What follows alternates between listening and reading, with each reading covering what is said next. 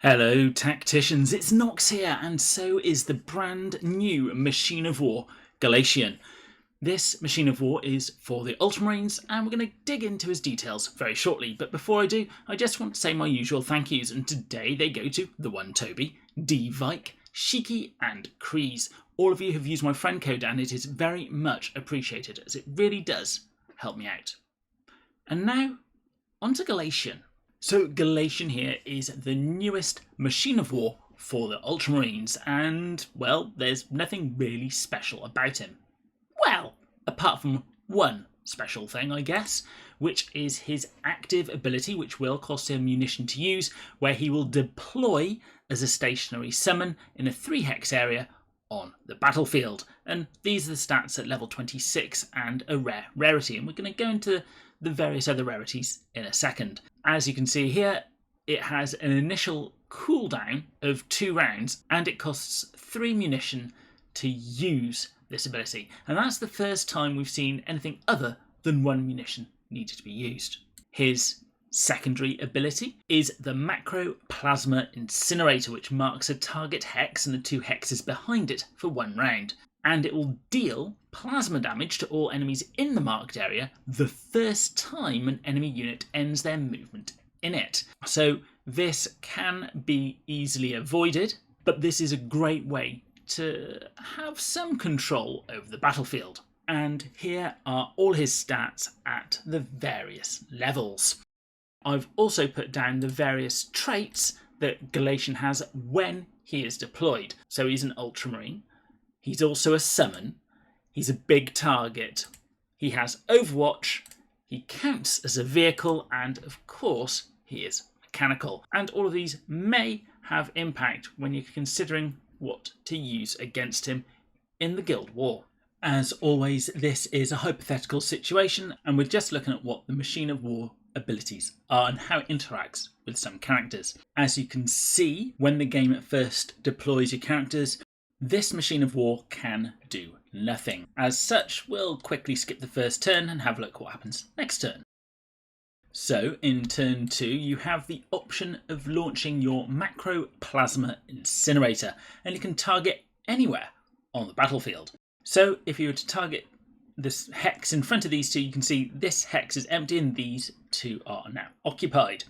And if we go to the enemy's turn, if they move out of the hex, nothing will occur, but if you move someone into the hex, they'll get shot, just for the first time though. You can, as I said, target any hex whatsoever, and as such what you could do, you could target hexes which cover the territory, which means if they want to take these hexes, they're going to have to move into this and take the Overwatch shot,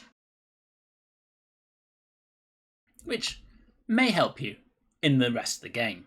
From the 3rd turn onwards, if he is not on the battlefield, you'll have the option to deploy him on the battlefield. And where he can deploy has to be a flat 3-hex area. So you are going to be limited in places such as the Tournament Arena and the Guild Wars. However, once you choose your location, you see that lovely Thunderhawk, I believe they're called, shadow appear and he drops down. And when he drops down, he gains his traits. And as you can see, he's a summon, the big target, Overwatch, vehicle, and mechanical. And he has the passive ability of Ancient Fury, where the normal melee attacks also deal damage to each enemy that is adjacent to both the target and Galatian. Normal range attacks also deal damage to each enemy that is both adjacent to the target and exactly 2 hexes away from Galatian as well.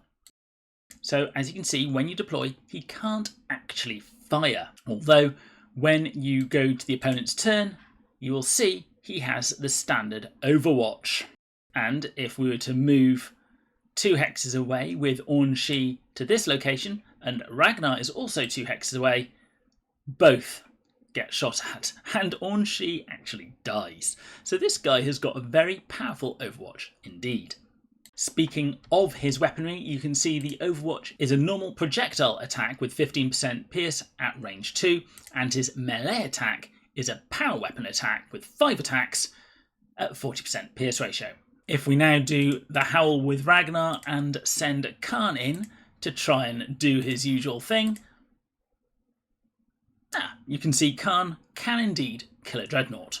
Just like everyone with Overwatch, if you manage to get a stealth unit into combat with him, it won't matter where you end anyone else because he can't shoot due to the fact he's in combat.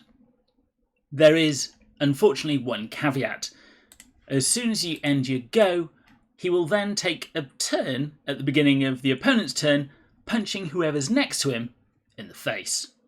Dreadnoughts do like to do that. Something to point out is he is obviously affected by friendly buffs, such as Marneus Calgar's Rites of Battle.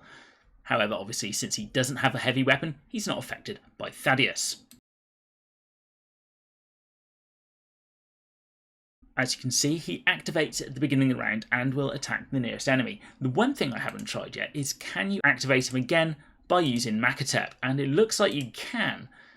So if you're a fan of Makhotep, he might have a new buddy. Whilst I'm unsure of his viability in the TA, I think in Guild Wars this guy is going to be an absolute menace. But we've been told by the developers that he won't need to be killed, as he is a summon, to win the battle. You just have to kill the active playable characters to win. However, should you start seeing this appear in the normal arena, then you either have to weather the fire and defeat him in melee, or have someone with range 3 and defeat him from ranged very easily indeed. So what about the guild raids? Well, in the first turn he won't be able to do anything, which is a bit of a nuisance. However, let's fast forward.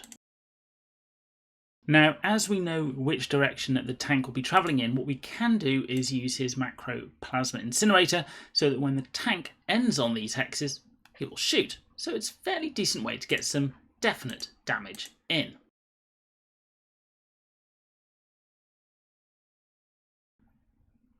And as the tank drives forward, it will get shot. However, you will need to be careful if you're intending to bring him on the battlefield and then let the tank have its next move, which we'll get to. Then the tank will roll forward and destroy your machine of war because, of course, it is a summon. So let's look at another guild raid boss, the Screamer Killer. Now we'll place his Overwatch shot in place. Because the Screamer Killer doesn't move, you can see that the Overwatch shot doesn't work. However, if you bring it down next to the Screamer Killer,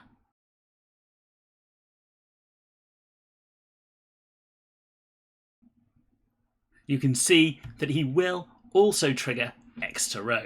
So this could be a good unit to use if you're having trouble against the Screamer Killer and you have extra row geared up nicely. And of course, I'm sure he'll work very well in similar fashion against the other guild raid bosses as well. Now, this is the third time we'll be having the Machine of War incursion event. And in the previous events, I've unlocked a machine each time, and this time for me is going to be no different. I will be unlocking Galatian rather than the Imperial War Battery, and the main reason for this is so I can use it on defense and offense in the Guild Wars.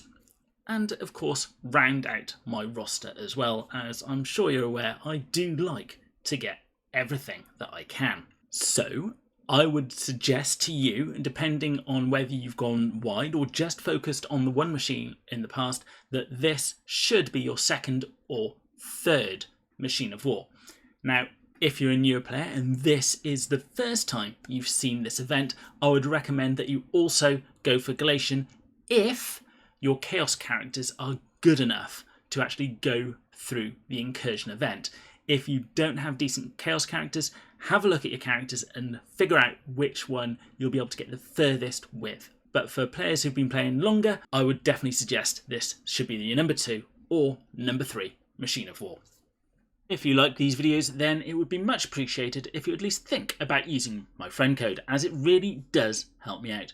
Or if you or your guilds are looking for a new home, please reach out to any of the guilds shown, as we'll always welcome new people into our midst. As always, don't forget to like, comment and subscribe, and I'll be seeing you on the battlefield.